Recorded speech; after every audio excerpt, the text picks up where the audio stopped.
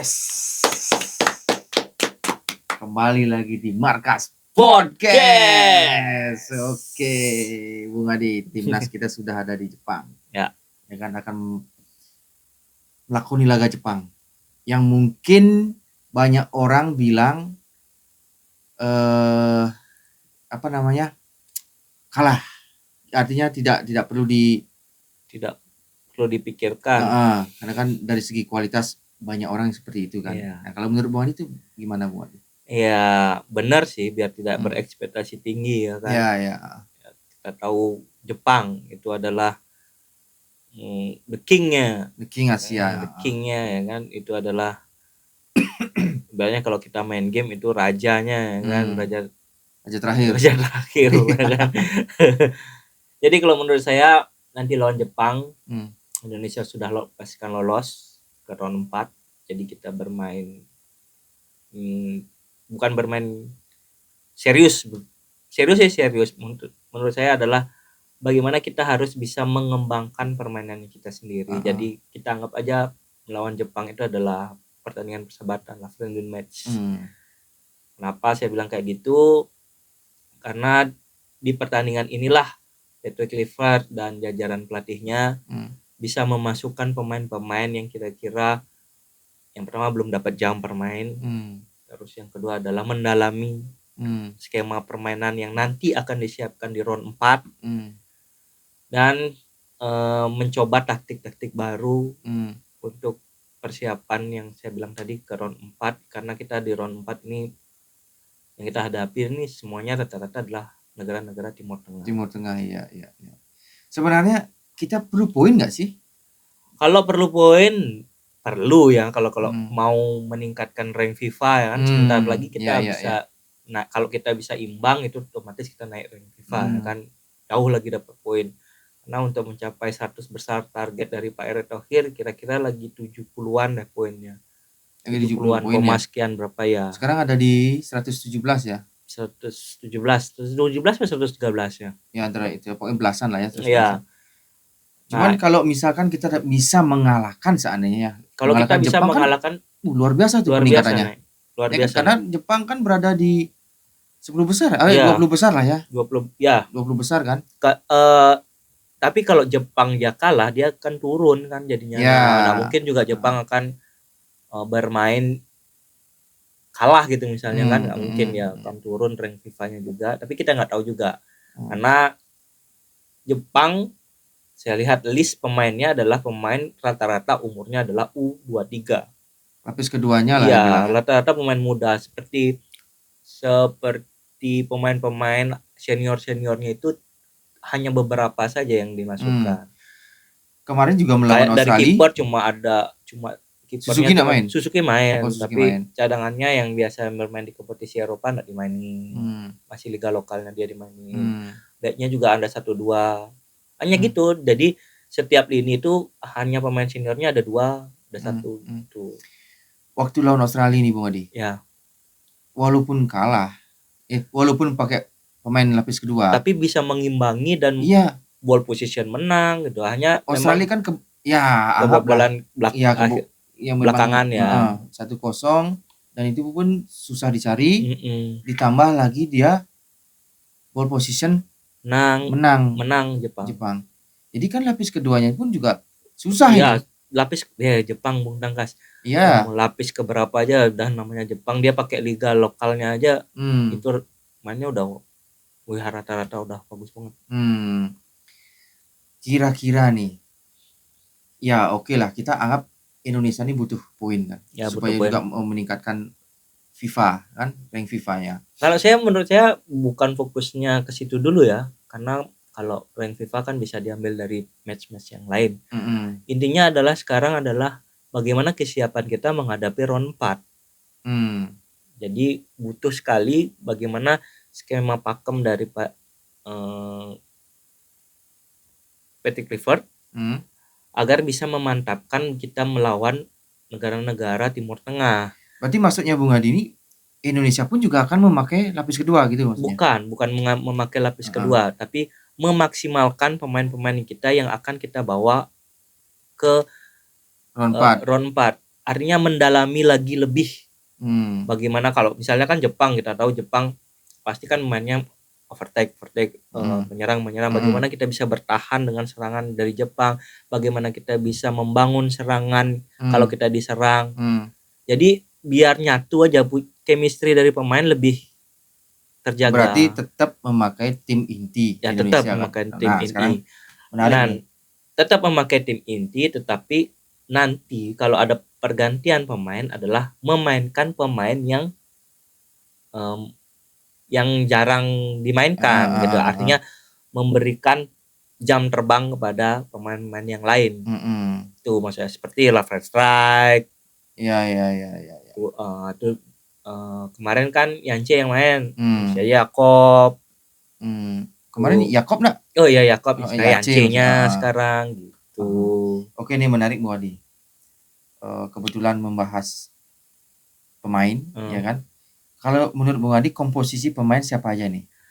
Kalau kita dilihat dari kemarin lawan apa namanya? Lawan Cina. Itu kan sebenarnya banyak pemain-pemain kita yang mungkin telat datang. Ada yang kartu kuning, akumulasi kartu kuning, ada yang cedera. Jadi kan sebenarnya formasi yang dipakai lawan Cina itu kan tidak sepenuhnya inti gitu loh kan. Dan lokal pun ada 4 di situ. Ya, walaupun kita menang itu luar biasanya kita kan. Patrick Kluivert juga sangat berani. Lawan Jepang ini. Kalau lawan Jepang dari kiper lah. Dari kiper lah.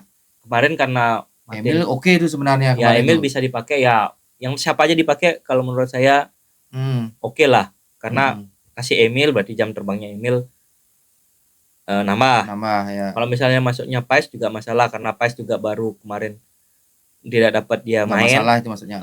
Nggak dapat main waktu lawan Cina, sekarang dikasih kesempatan. Nggak masalah kan dari penjaga gawang, nggak masalah nih. Kalau menurut Bang Adi di antara dua itu siapa? Kalau saya lebih baik Pais. Oh, tetap Martin Pais untuk babak pertama. Jadi karena kemungkinan Pais akan dipasang terus kan laut nanti di round 4 biar chemistry dengan 3 center back yang kita ini biar biasa. Nah, itu menurut bagi saya. Terus 3 ini, nah di sini mungkin ada perubahan. Nah, ini 3 back kalau ini saya, kan. Ya, kalau saya lebih baik sekarang memasukkan Michel Gers menggantikan Rido. Ya. Oke. Michel Gers, J. Hubner. Atau untuk meredakan kartunya Hubner ya bisa. Hubner kemarin dapat kartu ya? Kemarin Hubner enggak dapat kartu. Ivar Jenner yang dapat. Ivar Jenner ya. Ya, jadi jadi masuknya ya ketiganya inilah. Jadi Mes, J atau enggak Rido. Bisa saja Mes, J, Hubner. Yang 3 inilah. Jadi di kiri tetap 3 back sentral di kiri tetap Hubner. Ya kalau misalnya menurut saya Hubner. Ya menurut Bang Adi. Hubner di tengah J kanan penggantinya Rido, Michel Gers. Oke. Terus Kevin Dick yang Verdong. Winger. Oh ya. Sama seperti Cina. Terus tengah ada berarti Yakob duduk dulu nih. Oke. Habis itu ada Tom Haye, Lupesi. Oke, itu. Terus depannya Egi, Ole, Marcelino. Egi masih tetap ya, karena memang Orat Mangun memang cedera kan.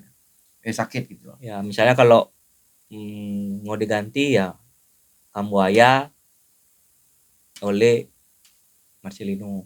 Iya.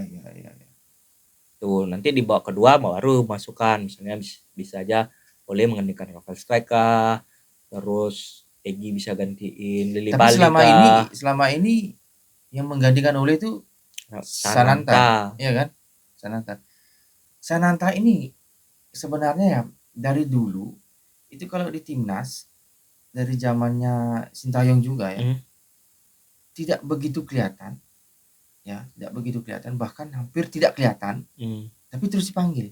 Ini Bung Tangkas baru melihat kalau Bung Tangkas melihat dari kualifikasi pertama waktu lawan Brunei, terus kan ada Dimas Derajat, ada Sananta kan. Sananta waktu lawan Vietnam kan dia nyetak gol. Iya, gol terakhir kan. Ya, artinya masih punya layak lah, masih bisa dipakai masih ya. Bisa gitu. Dan mungkin kemarin banyak yang mempertanyakan kenapa Sananta yang dimasukkan, ya kan dia punya body balance yang bagus untuk mengontrol bola, untuk nahan bola, untuk memperlambat waktu. Sebenarnya itu sebenarnya tujuannya dari Patrick untuk memasukkan Sananta. Tuh. Oh iya. Kalau misalkan masukkan Rafael Strike, dia biasanya kan menyerang dia kan. Ya, nyerang, nyisir gitu kan. Ya kan. Kalau misalkan Sananta itu kan hanya untuk terus mempertahankan bola. Balance-nya Rafael Strike kan agak kurang ya. Kalau memang bola, tujuannya seperti itu. Ya. Tujuannya menyerang beda lagi kan. Ya. Benar-benar. Tuh, kalau babak kedua nanti nih ngomongin formasi lagi, ya nanti di babak kedua ya bisa saja memasukkan kayak kemarin siapa? Beckham Putra yang jarang main lagi. Lili Pali bisa dimasukkan untuk mencoba ya kan. Nah, karena Ivan Jenner ini akumulasi kartu, yang mungkin Kamboya bisa menggantikan posisi Tom Haye. Kan bisa atau memain Verdong udah selama ini bermain terus, mencoba untuk mengganti Verdong dengan Dan James kan bisa juga. Bisa. Tuh. Ya mungkin kalau kita ngomongin kembali ke Sananta ya. Ya.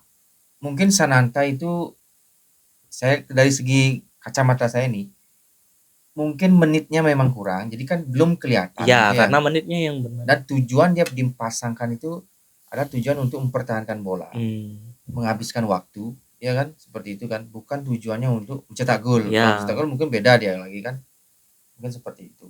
Nah, sekarang kita ngomongin nih, Beckham Putra, dia gacor di Liga 1. Apakah bisa bersaing dia melawan Jepang? Kalau menurut Bung Adi dari segi permainannya dia itu lawan Cina itu bagaimana Bung Adi? Kalau waktu melawan Cina saya lihat itu dulu. Mainnya bagus.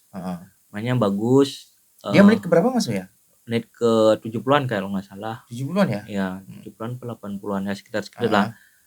Bagus, konsisten, disiplin dalam posisi. Nggak gerasa gerusu ya? Menurut Bung Adi gimana? Kan Liga 1 kan biasanya gerasa gerusu. Kalau saya waktu lawan Jepang dia disiplin bung tangkas. Memang karakternya Beckham Putra kan kayak gitu. Karakternya dia lari, lincah, kayak gitu kan. Jadi kalau menurut saya nggak masalah sih kalau kebetulan Cina itu.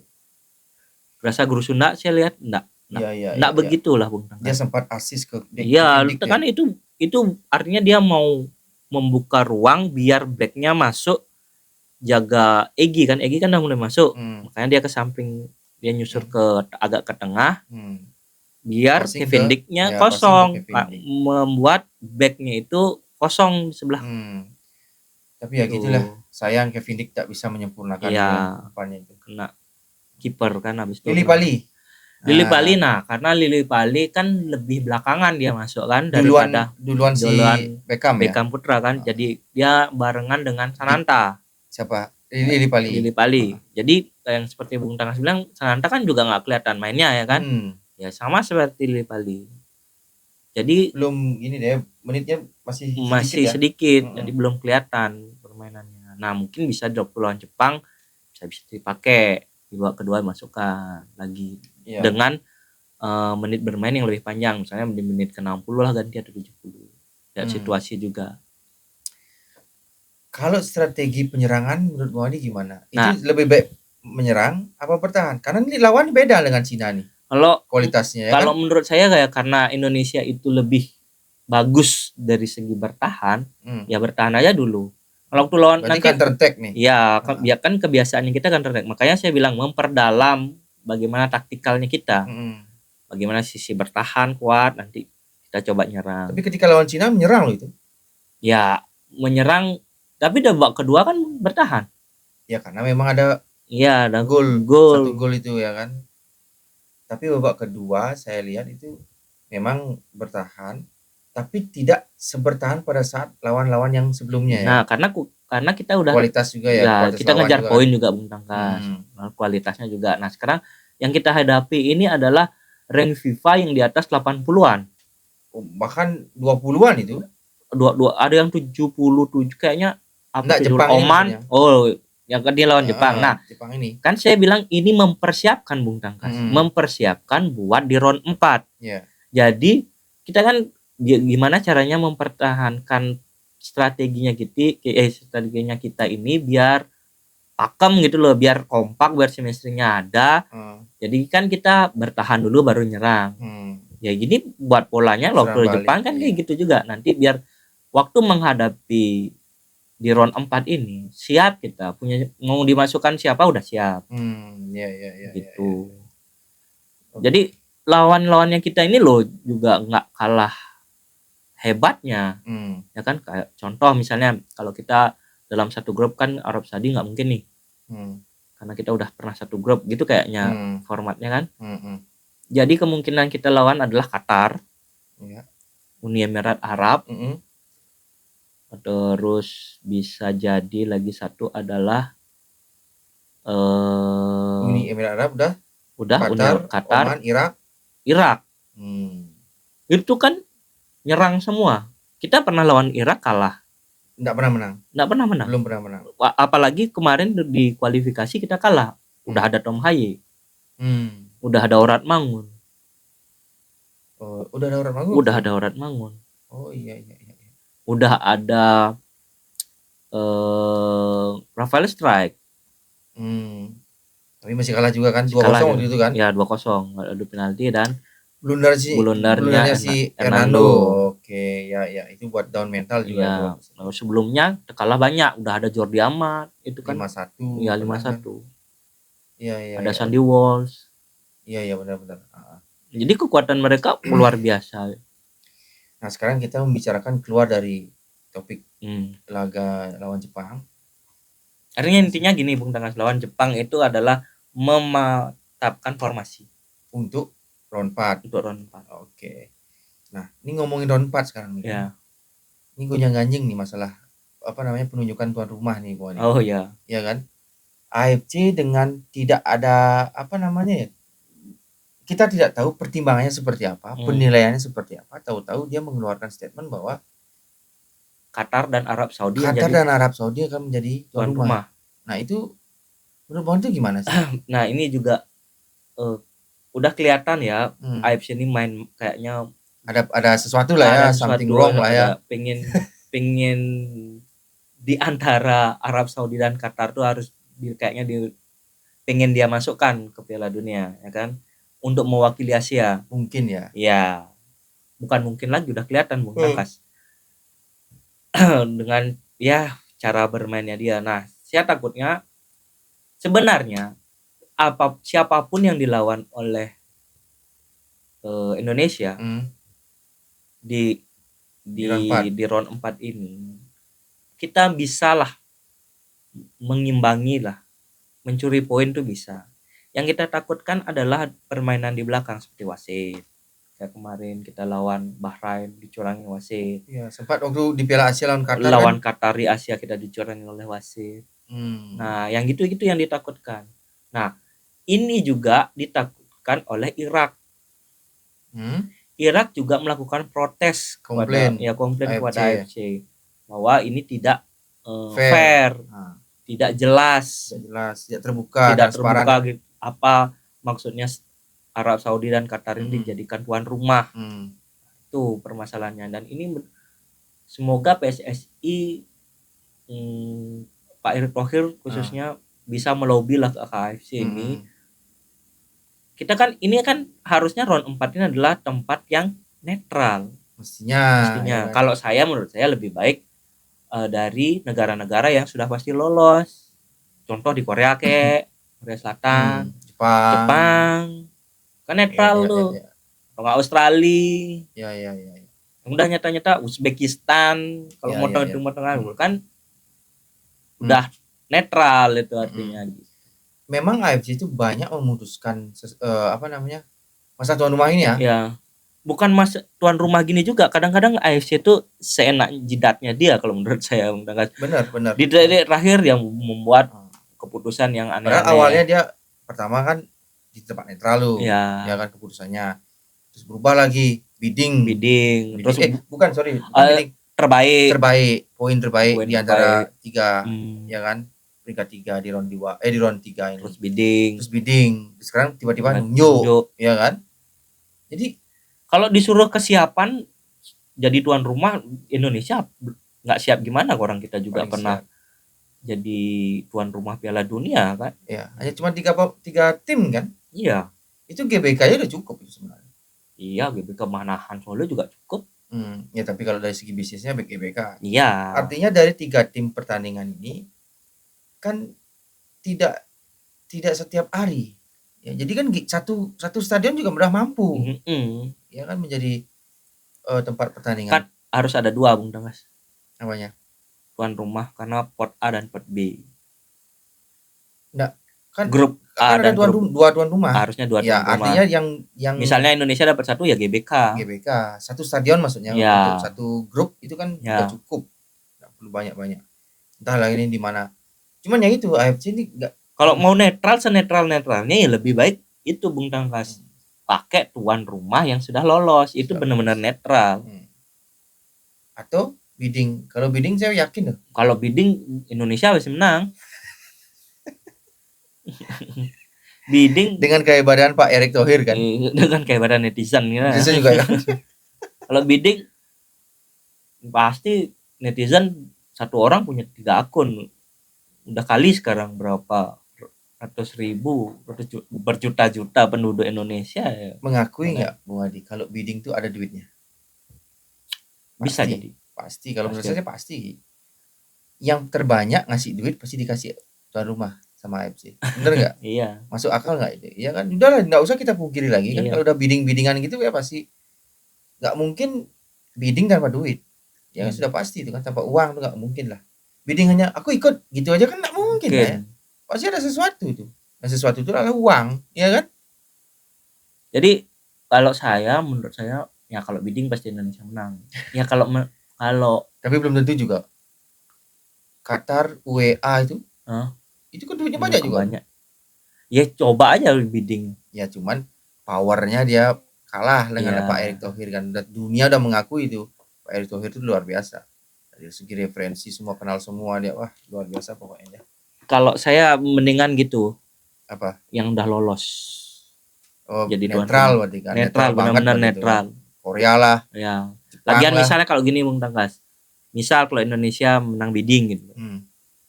Kita lolos ke Piala Dunia. Omongannya kan karena ada tuan rumah nih gini. Nah, lagi ada aja. Kalau saya netral, kita lolos di tempat netral udah. Benar. Tapi saya kira sih netizen kita nggak peduli dengan omongan dia. Yang penting dia masuk Piala Dunia mau ngomong apa kan. Ya. Artinya kan nggak bagus lah. Ya, malah ya paling yang kayak gitu tuh ngomong paling negara lain kan. Iya, maksudnya netizen negara lain maksud saya. Saya yakin netizen negara lain tuh pasti berpikir untuk ngomong itu. Diserang, bisa hilang akunnya itu. Kena apa namanya tuh? Sering apa namanya tuh istilahnya? Sering di komen, sering dihujat, ya dicerca spam ya. Di spam ya. Udah hilang lah. Oke, terakhir Bang Adi. Prediksi skor Jepang melawan Indonesia. Menurut Bung Adi. Jepang lawan Indonesia. Seri kah? Kalah kah? Menang kah? Skor berapa? 2-0. Untuk Jepang. Ya. Enggak apa-apa kan? Iya kan? Enggak apa-apa, masuk prediksi akal. Ya. Pakai logika lah juga kan ya. Walaupun pakai lapis kedua nih Jepang. Iya. Tetap 2-0. 2-0. Yang awalnya pemain inti 4-0 di GBK. Sekarang pemain lapis kedua 2-0, setengahnya ya berarti ya. Ya masuk akal sih. Itu kan dari logika ya. Karena kenapa? Kita nggak ada target. Biar pemusatan dengan strategi. Ya wajar kalau kebobolan. Ya sih gini sih kalau hitung-hitungan prosesnya. Kalau misalkan Indonesia ini benar-benar semangat untuk mencari poin lah gitu kan intinya. Dia setelah pertandingan lawan Cina tuh maksimal besoknya dia berangkat. Iya kan? Ini enggak, dia masih ya leha-leha lah. Ya, kan masih ada undangan sama Pak Presiden. Nah, itu dah makanya. Jadi sepertinya ada logo lebih ya udah yang penting datang aja pertandingan, hasilnya seperti apa. Beda halnya kalau misalnya kemarin penentuan. Kalau misalnya menang baru lolos, baru beda lagi. Ya mungkin langsung pagi besok udah Ukraina lawan Cina, besok pagi langsung berangkat ya kan. Beda lagi, euforia beda lagi. Ya. Kalau sekarang kan ya udah agak relax lah, agak santai. Agak santai ya. Ayo kalau Bung Tangkas skor. Nah, berani dia. Bukan. Saya enggak mau, ya benar kata Bung Hari tadi, tidak mau. Bukan tidak mau ya, trauma dengan ekspektasi tinggi, ya kan? Pasti Bung Tangkas bilang seri. Dalam hati. Harapan sih, harapan seri. Enggak mau juga saya berharap menang, karena susah banget itu, Bung. Susah banget. Yang kita lawan Jepang, gitu kan? Pengalaman ekspektasi tinggi melawan Cina. Bukan, melawan Jepang yang kemarin di GBK dan melawan Australia. Oh, kalau saya enggak, waktu ekspektasi tinggi adalah waktu lawan Cina. Cina di sana ya. Ya. Karena itu benar-benar bisa curi poin kalau menurut saya. Benar-benar curi poin, aman. Kalau lawan Australia memang saya bilang kan dari awal, ini paling kalau nggak menang ya seri gitu kan. Kita kalah ya udah. Ya saya kira menang loh itu. Terlalu tinggi saya tuh waktu itu ekspektasi saya. Karena apa Bung Adi? Karena kita itu dengan pemain yang ini lengkap semua kan, semua hadir ini kan. Ya. Ditambah Australia banyak yang cedera. Ya kan? Iya. Dari situlah saya artinya ekspektasi sangat tinggi. 1-0 lah waktu itu, 2-0, 1-0, 2-1. Ternyata 5-1. Karena pemain-pemain Australia itu punya DNA udah mau Piala Dunia. Ya, dia memang langganan Piala Dunia. Nanti mentalnya sudah jangan diragukan lagi. Sudah. Kita yang memang harus mental kita memang harus tetap benar-benar dijaga gitu kan. Kalau dia enggak sih, memang kalau dia sudah menginjak rumput itu udah otaknya menang. Gitu aja sih. Itu mentalnya juara sih sebenarnya. Walaupun apapun hasilnya nanti kan gitu. Oke, Bang Adi, terima kasih Bang Adi ya. Semoga enggak berani nyebut skor nih. Oh. Oke. 1-0 kalah ya. Kalah. Tapi masih ya mendekati imbang lah. Harapan saya mudah-mudahan imbang lah. Kalau menang ya udah. Kalau misal 2-1 2-0. 2-1 2-0. 2-1. Tapi tetap kalah. 2-1. Okay. Kalau misalnya nih Bung Tangkas lagi. Kalau misalnya Ole Romani cetak gol lagi, dia akan menjadi pemain pertama kali debut di timnas mencetak gol setiap pertandingannya. Iya. Keren memang Ole. Padahal sebenarnya ya jujur ya. Kalau saya melihat Ole Romani itu dipaksakan untuk menjadi striker goal getter. Iya. Padahal sebenarnya posisi murninya kan enggak di situ dia. Posisinya di Egy sebenarnya. Posisinya dia di winger sebenarnya. Winger serang tuh. Di Egy dia. Ya di Egy itulah. Orat Mangun seperti itu kan. Ya. Tapi dia dipaksakan sebagai goal getter. Karena kita tidak ada lagi kan. Kalau pasang Sananta nanti malah ini lagi kan. Levelnya beda ya. Bukan enggak, ini kita ngomongin profesional aja. Kalau memang beda. Memang kita lihat level beda ya beda. Beda gitu. Pasti beda. Nggak, yang nggak terima nggak pernah nonton bola bro. Iya, itulah namanya profesionalitas. Jelek gitu ya. Bagus. Kurang. Ya, kurang. Oke, Bang Edi. Siap. Saya Tangkas. Jadi. Ciao.